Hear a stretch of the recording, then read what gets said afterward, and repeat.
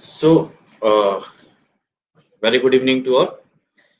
Uh, Now, in the morning session, I have just discussed how we perform the transposed convolution, that is known as the deconvolution. That's mean we are now able to understand the upsampling process.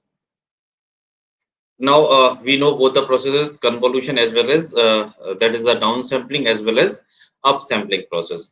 So now we just go through a very beautiful architecture, and this architecture is being used for semantic segmentation.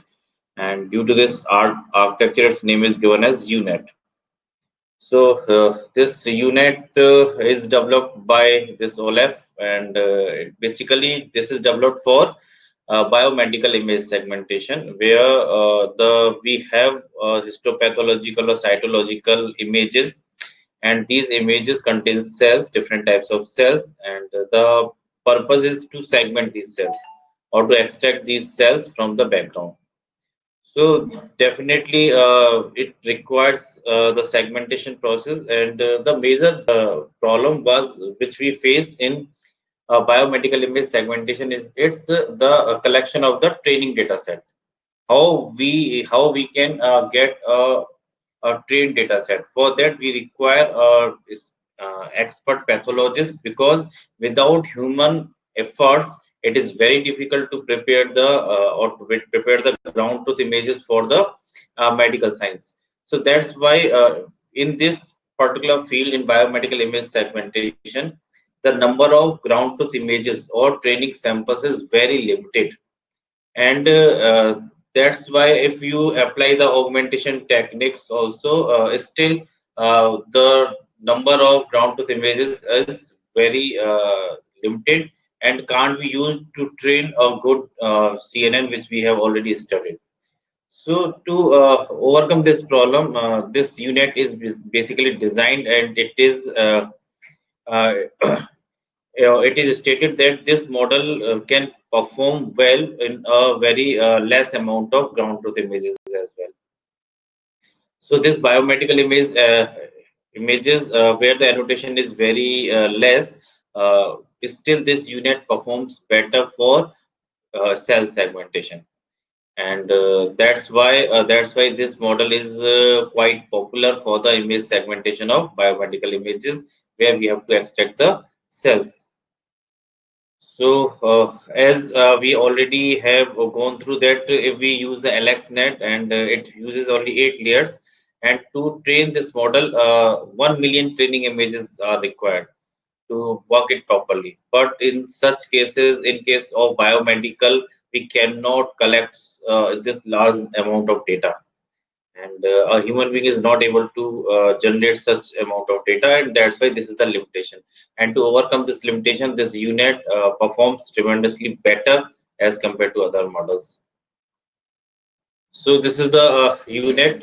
Basically, it tries to learn the segmentation, where we have the input images, grayscale images, and these images contains the background as well as the cells are overlapping, cells are also there, but this beautifully it is able to segment all the cells. It can distinguish the overlapping cells as well, and that is the beauty of this unit architecture.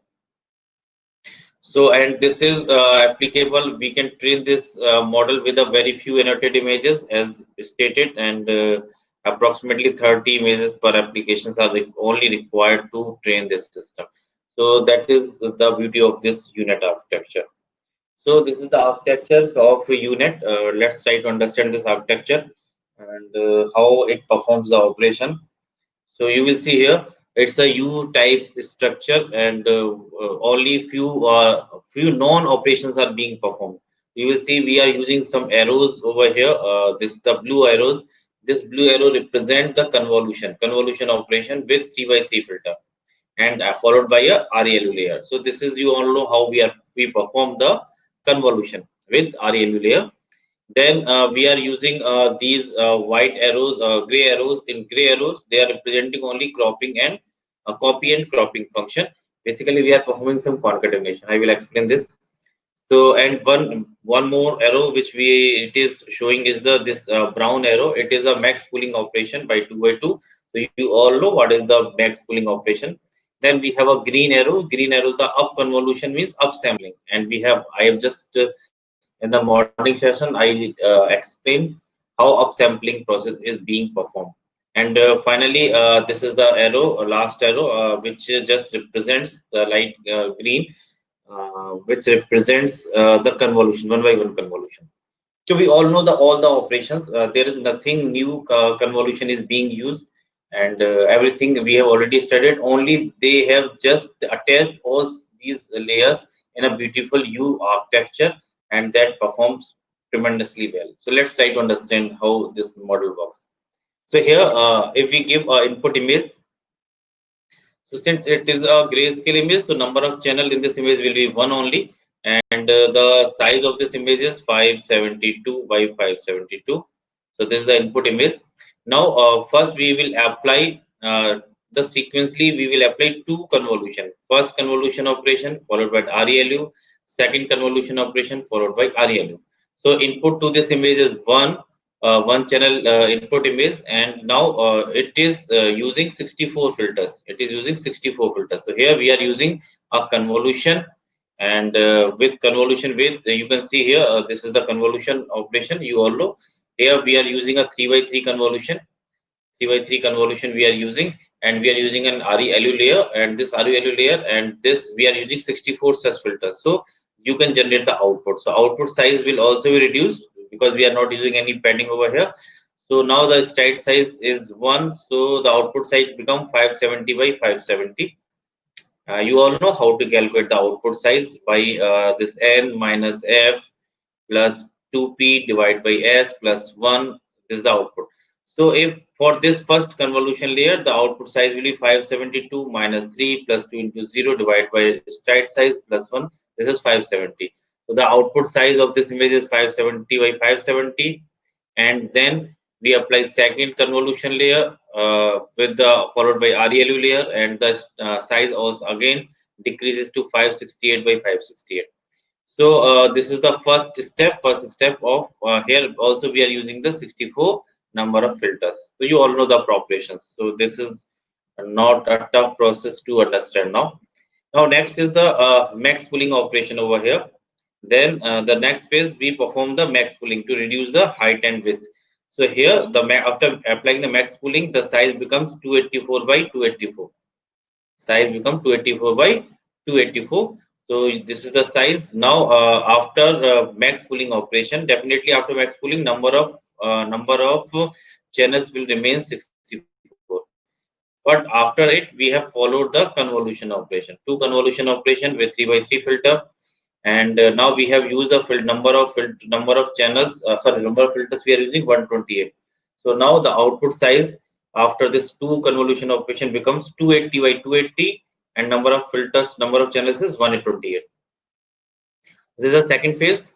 Similarly, this step is repeated number of times. We apply after this we apply the max pooling operation. Then we apply the two consecutive convolution operation. Then we again apply the max pooling operation. Then two consecutive convolution operation. Then max pooling operation. Then two consecutive convolution operation. So these operations are being performed. So these are the this phase.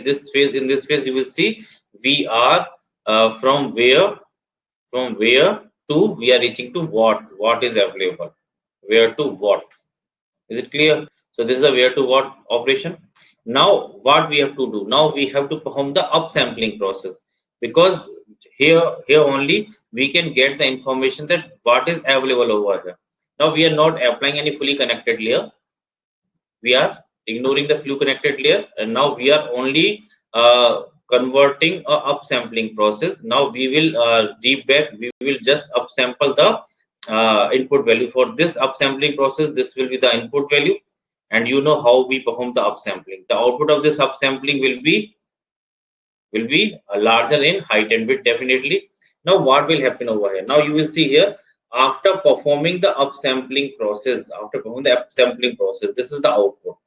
This is the output. Now actually here we only have our information, and that information is the what information actually. Now to get where it is available, So this information is get back from its corresponding layer of the downsampling process. So here its corresponding layer is this one, and its size is little bit different from the upsampling process, sorry, downsampling process. So what we will do, we will crop, we will just crop a particular part of this downsampling process, and we will then concatenate it with this, concatenate with this value. So now the output of upsampling is only this one, but after cropping and comping this, concatenating this particular value, the size of this input becomes this one. Okay, so here we are performing two operations: concatenation. We are performing concatenation and copying and cropping and concatenation operations. And after this operation, we perform the two convolution again. We perform the two convolution with 512 filters. So this is the upsampling process. So here what we are doing, we are concatenating with high resolution features from contracting path. So this is the contracting path. Basically this is the contracting path. So here with the corresponding path, I am just taking a corresponding copy and concatenating it with the upsampling process, and then followed by the two convolution operation. This is the only thing which we are performing to get where the information is. And this step is now repeated. Now again we will perform the upsampling. It will give us the larger size image, larger size feature set, and then we perform the corresponding, we will perform the corresponding concatenation from its corresponding layer. Then we will perform two convolution again. Then we will perform the upsampling. After the upsampling, we will get some higher resolution output. Then we will concatenate it with the corresponding layer. Then we perform the two convolution. Then finally we perform the upsampling again. Then we perform the concatenation, and then we perform two convolution. This is the final output, two convolution operation. So here you will see here, after performing a number of times a convolution, upsampling, concatenation and convolution operations, now I have reached to this point. So here the size is 388 by 388. So somewhat almost you can say it is equivalent to the input size, larger size, high resolution image size, which can be used to visualize the output. But here the number of channels is 64. Number of channels is 64.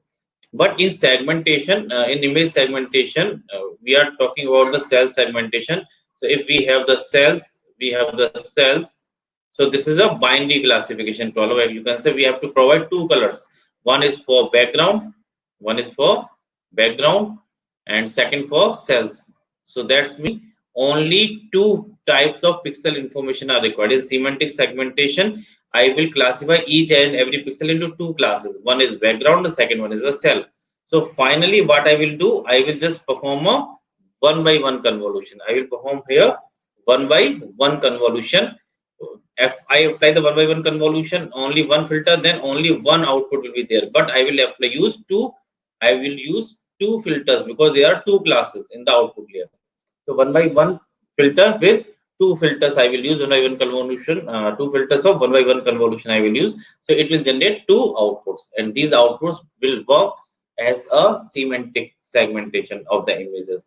So you will see here how beautifully this network is used for the semantic segmentation. So this is the all about the UNet architecture. I think it is clear to all of you. Now, similarly, there are different types of applications are there in computer vision task. I have discussed only two.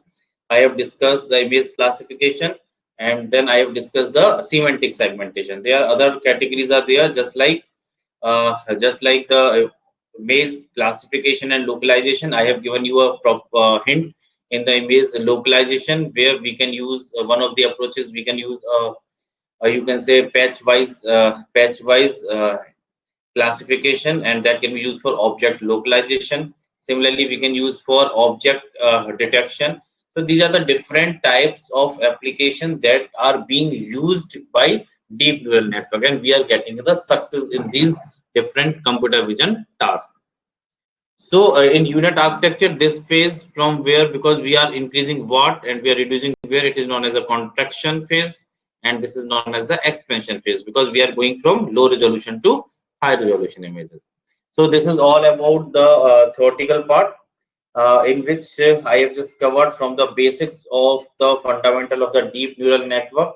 Then we have extended it for deep neural network, and then we have studied the different architecture of convolution neural network, how we can design the different architecture, how we can propose the different variations, and that can be applied to different computer vision tasks as well. So now let us discuss some few problems and which are the open challenges for the deep neural network. First one is the noise. Definitely this noise. If you introduce the noise in the images, then it is very difficult. It is very difficult to for the deep neural network to classify the images accurately. So the deep neural network is very sensitive to noise. So definitely for such cases, we have to pre-process the image, or we have to change some changes in our model so that we can handle the noise. So this is one of the challenge in the deep neural network. Second is the object categorization, how we are able to remove the obstacle. Our human brain is able to capture this cat behind this chair, but deep neural network is still facing how we can remove such type of obstacle, how we can tackle the obstacle. So how we can recognize the cat using these obstacles. So this is all about the deep neural network and its theoretical part.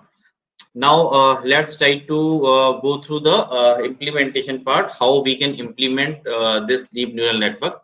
There are different libraries are available which you can use to design this deep learning architectures, different architectures, and you can use them for your own applications. So here I will try to give you a very brief and very simple part of the TensorFlow, so that you can initially you can understand how we can apply the TensorFlow, how we can design the deep neural network architecture using a TensorFlow, how we can implement it using a TensorFlow. So I will just cover very simple part. Once you are familiar with this simple, then you can go for more complex structures, more complex commands, more features, and which you can train, which you can input in your own network. So let's try to understand what the TensorFlow and how we are going to use this. So for this TensorFlow, we will use a cloud platform, and here to just demonstration also, I will use the Google CoLab, and you all know the Google CoLab is providing a cloud based platform, and basically it is very much like the Jupyter notebook, and you have already worked Python. I have just seen the timetable of your workshop, and there are number of lectures are there on this Python, so it will be helpful for you to understand the concepts of the TensorFlow that are very much similar to this Python. So here, this Google Colab provides a very good support, and here we can write the different description in form of text, images, also in the form of codes. Also, we can execute the codes. We can also select the different types of GPUs. We can select the performance devices, GPUs, TPUs, and there is no setup is required on your own machine. So definitely, and you can also share your code in GitHub. So lots of you can say in this open source environment, lots of facilities are provided to open up yourself. So you can open up yourself. You can participate in different challenges that are available online, and these challenges will give you some rank and will give you your own identity. So you can create your own identity. You can create your recognition on the online platform, and that will pay you in future. That will pay you in future. So and no and the companies are providing lots of research so that the people can come out, the good peoples which are not getting any other support, they can give their recognition through the online platforms. So here we are so that's why we are also using this Google Colab. So I think if you are not familiar, I just show you first the Google Colab, how we are going to work in this Google Colab. Let me share my first the complete screen, then I just again share the screen.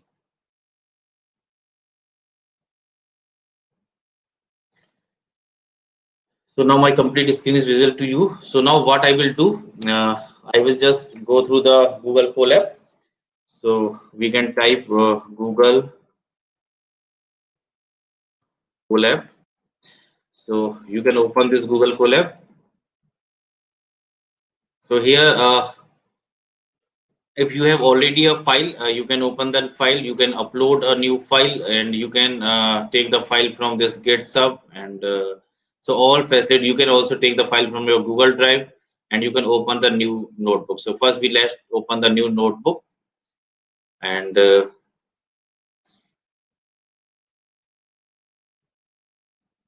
you will see here, this is just like a Jupyter, and you can write the code over here, just like you can write the code over here.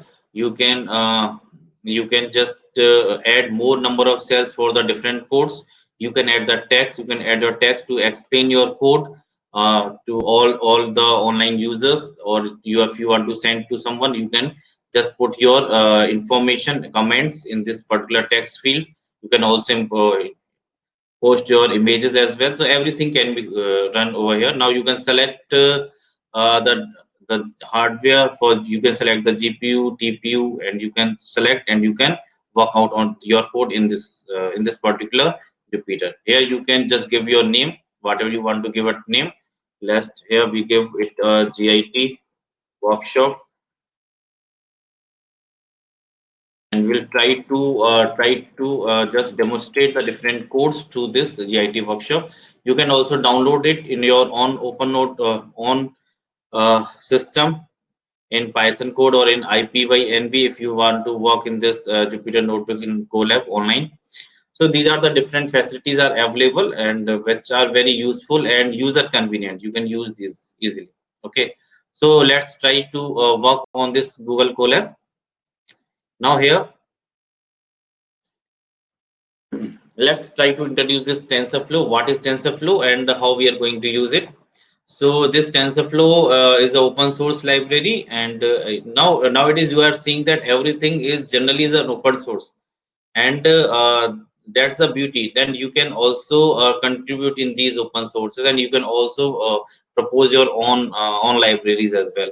So here, this is an open source library, and which is developed by this Google Brain team. And basically this TensorFlow is designed for the machine learning, to design the machine learning, different machine learning architectures, and the deep neural network architecture. So here, we here in this TensorFlow, we are able, this TensorFlow is comes up with different types of functions, and you can easily work out. There are different versions are also available. Now we are working in say, TensorFlow 2 point something versions, and in TensorFlow 1 point version, there are lots of complexities was there, and lots of ambiguities was there, which are being removed now in TensorFlow 2.0. And this TensorFlow 2.0 is very much similar to Python, and we can easily work out. You can see very simple commands are there, very simple functions are there, and we can easily, there is no ambiguity, no, you can say a user can easily understand the concept, a programmer can easily understand the concept. So now why TensorFlow? You all know it's a Python library. Definitely, it's better, and if we can deploy our system on any one of the CPUs, GPUs, TPUs, and any server, any mobile devices, we can deploy anywhere if we want. So interportability is available over here. There is lots of functions. Auto differentiation is there. There is no need for find out the derivative, and that's why we easily find out the back propagated the derivations in our deep neural network. That is the most complex part. And definitely in internet awesome projects are available using TensorFlow that you can go through, and lots of competitions are open where you can take participation, and you can also earn the money by winning the competitions. And different companies, big companies are also using this TensorFlow, like Google, OpenAI, DeepMind, and so on. So now why TensorFlow? Basically, there are lots of deep learning libraries are available. Talk is there, Theano is there, Cafe is there, and but still the popularity of the TensorFlow is better as compared to others, and that's why we are going through this TensorFlow libraries. So let's start with the TensorFlow examples, very simple example, and try to understand how we can perform this TensorFlow examples. So now so in this example, what we are going to do here, to understand the basic steps or basic commands in the TensorFlow, we are going to run this expression to implement this expression. This expression is a equals to b plus c into c plus 2. So here we are going to implement a TensorFlow program to execute this statement, to get the output of this statement. So how we can perform this operation? So the basic the first step is we should have to break these statements. So why we have to break these statements? So you can see here we are breaking this b plus c and a separate statement d equals to b plus c. Then we have just calculated the c plus 2 and stored it in e equals to c plus 2. Then we perform the multiplication of d into e. This way I am calculating this a. Now why I have broken these? Why I have broken these? So the reason behind it. Once I just broke this expression into multiple expressions, then I can perform these operation parallelly, because this expression and this expression are independent. Once these statements are independent, that means I can perform this statement on one machine, I can perform this statement on second machine. So you are able to perform these operations on two different machines, and that will enhance your computational power, or you can say you will gain in computational times. And that is the beauty. Okay, now you have to design the problem as well, okay, how we can perform the different operation on different machines parallelly. So you have to find out those which are independent, and then you can gain in terms of computational time. And if the application is very based on the big data or deep learning network, so this parallelism is very important to know. So this is the TensorFlow. That's why we are trying to broken this particular expression into number of statements. Now, what happens basically? This TensorFlow works on the data flow concept. In data flow concept, what it did actually, we try to make the flow graphs, data flow graphs. Here in data flow graphs, each node represents a operation. Each node represents an operation. So, for example, this is B representing, this is C this is represent the particular operation addition. This is a second addition operation. Finally, we are getting this multiplication operation. And these arrow represent the flow of the data, and this data in TensorFlow is known as tensors. Flow of data is in terms of tensors, so data is known as tensors, not data. So actually what we are doing, we are only transferring the data from one node to another node in terms of tensor. So we generally work in this data flow diagram. Now you will see what the tensors are. So all the data, we representing the data in terms of tensor, we call them as a tensor. That's why it is a TensorFlow analysis. So here you will see here that scalar, if the number or there is a scalar number, then we call it as a zero dimension tensor, zero T tensor. Okay. And if we are using a row vector or column vector, then it is known as one dimension tensor. So we are just given a new nomenclature of the numeric values or other values. If I have a matrix, two-dimension matrix, then it is a two-dimension tensor. So that's why we are talking about the tensors in place of the data. Now let's try to make the first network data TensorFlow example for this problem. So let me show you.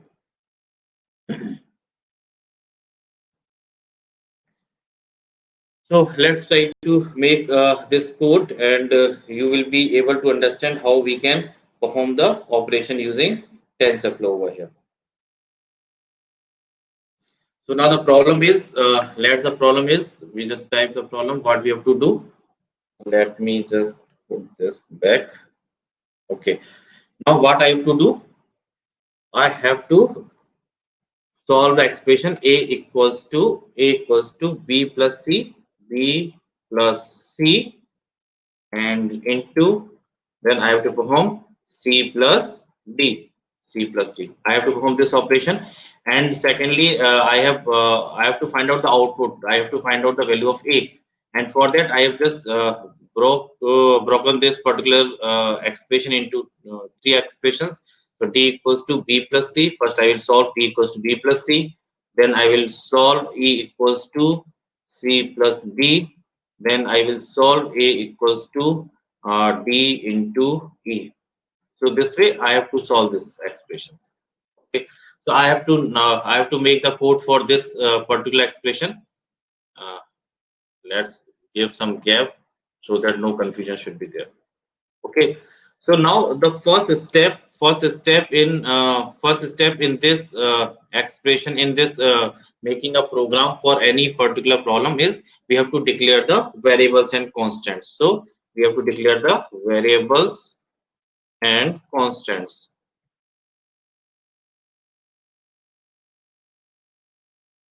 So we can write, just like we can write the messages, variable and constant declaration. So it will help the you can also make them sorry, you can also increase the size. You can also change the different structure which you want to show to your users. Okay, so it will be more appealing. So now we have to declare the variables and constants in TensorFlow. And before declaring this, first I have to import the TensorFlow library. So I have not imported, so let's import the TensorFlow library just like we do in Python. Import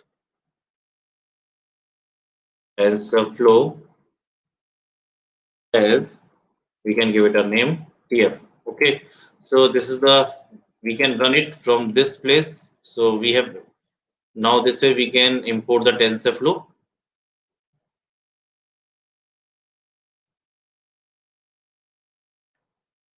Now we have imported the TensorFlow library. Then we can declare the variables. So how to declare the variables and constant? So first I have to I have not taken any constant over here. I just take a constant. Let's take, we just take here a 2. We just take here 2. So this will be b plus c. This will be c plus 2. C plus 2, and then d into e. Okay. Now first we declare a constant. So we can write constant is equals to tf dot constant. Now you can see here different options will appear.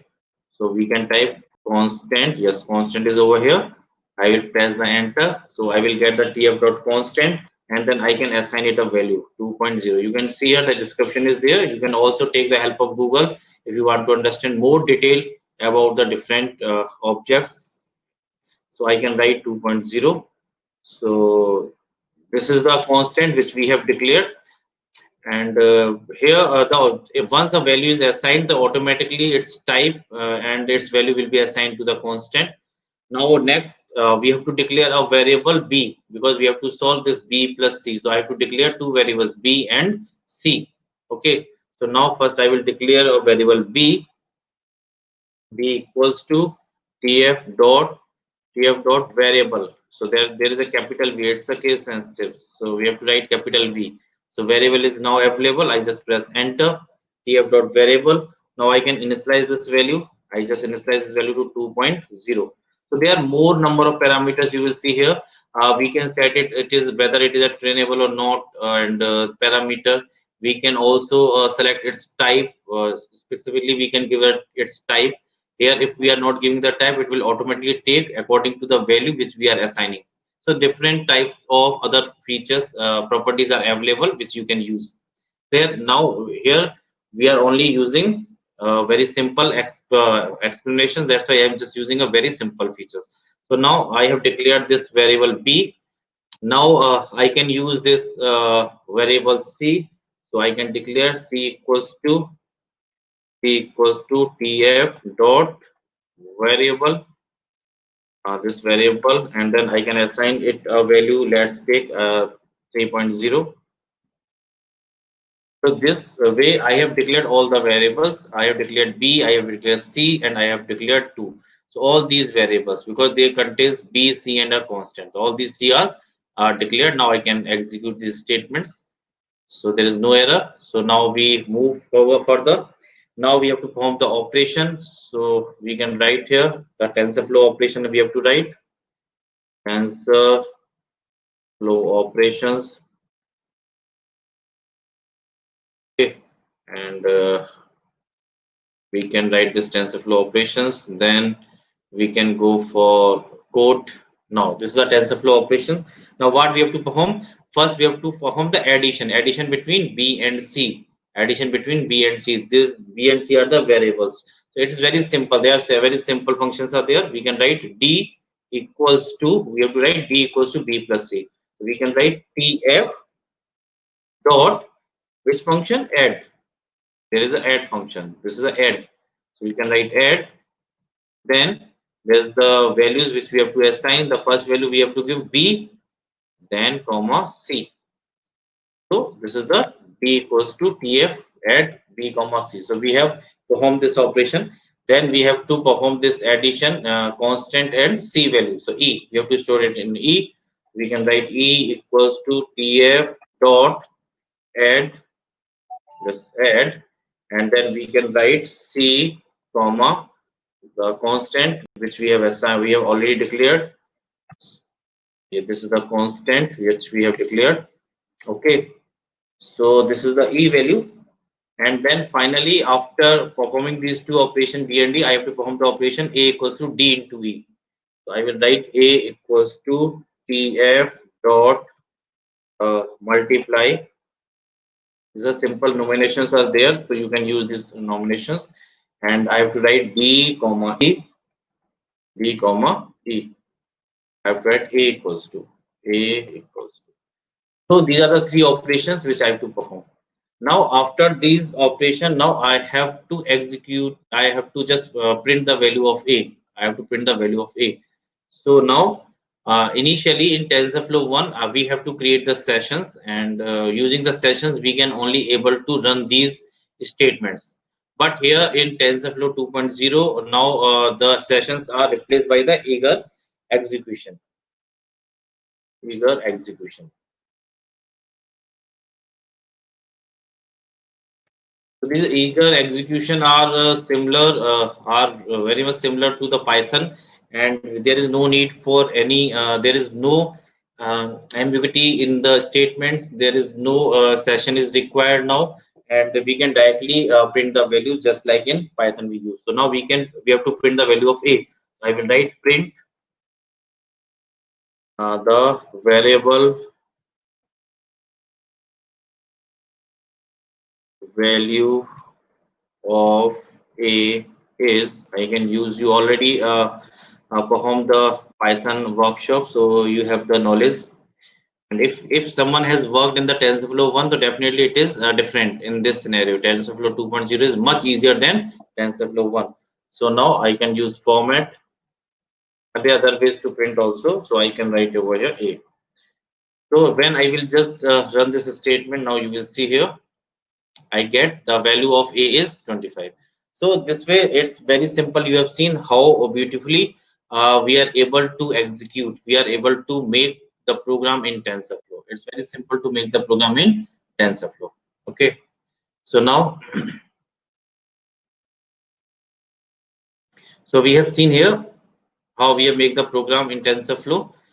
We have imported the library first, then we have created the constants, we have created the variables, TensorFlow variables, then we have performed the operation, and just like for Python, this is known as eager execution, and we can print the value of the output which we want to print.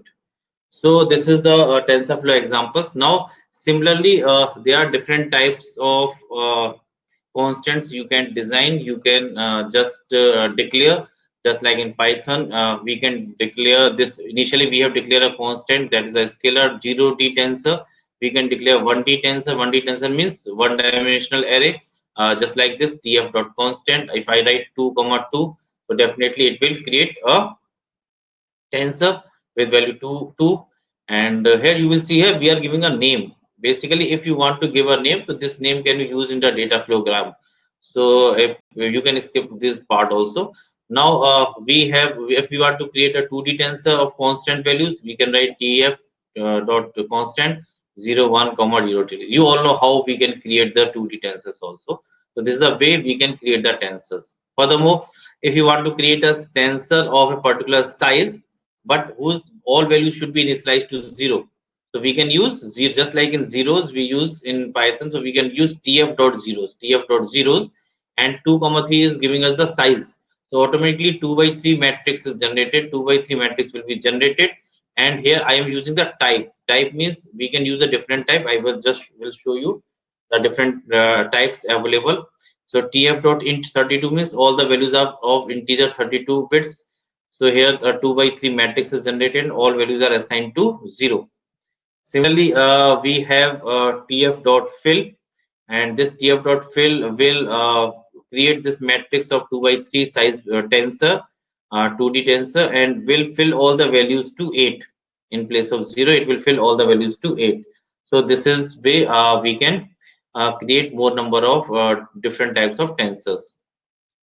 Now, similarly, we can create more constants just like sequences you have used in Python. We can use linear space. Tf.tf is a TensorFlow object which we have created. So linear space contains that three values: start, stop, and num. That's mean it will start from 10, it will go up to 13, and how many values it has to generate? 4. So automatically it will create the gaps and it will generate the 4 values between 10 to 30. So this is a linear spacing, linearly generated numbers. You can generate any numbers in between up to particular ranges. Similarly, range, which you have used in Python in for loop, for I in range, you have used. So similarly, here we also use a range. So here tf.range we can use. Range can have 3 values as well as only single value. If I can use start, comma limit, comma delta, and if start is 3, so it will start from 3. Limit is 18. That means it will go till 18, but 18 is not included. Okay, and delta is the difference, how many differences you have to create. So we have taken here the value of delta is as 3. Value of delta as 3. So that's mean it will start from 3, then next number will be the 3 difference 6, then 9, 12, and 15. It will not return the 18 value. As you know, in range, if I use range in Python, what happens if I write only tf range limit? What do you mean? The meaning of this? Its meaning is it will generate first value 0. It will start from 0 and it will go till 4. It will go till 4. One value less than the 5. So that is the constants which you can use in your programming. In your program, if we are using in for loop, you can use the range function also. And there are different data types in TensorFlow which you can use. We'll use in our future exercises. We can use float 32, float 64. You all know the 32 and 64 bits data is the number of bits that is required by these. We can use int 18, int 16-bit integer, 32-bit integer, 64-bit integer. We can use unsigned integer, 8-bit unsigned integer, 16-bit. We can use int string. We can use boolean value, and all the we can use the complex numbers, and different types of data types are available. You can go through the data types. Okay, so I think I should stop now. Next, in the morning class, we will implement the first linear regression using the gradient descent using this TensorFlow. Okay, and for better understanding, you can go to the tensorflow.org's website to understand the concept. So now the session is open for the queries. You can ask the queries, please. Yes.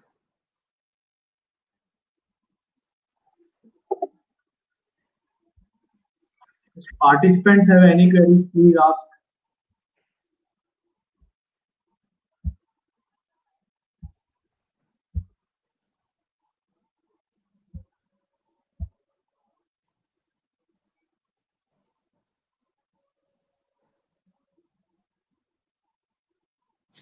Okay, sir. I think there is no query from the participants, and so we should bind the 2 days class, and we'll continue in the morning class. Okay, sir. Thank you so Okay. much. Okay. Thank you very much.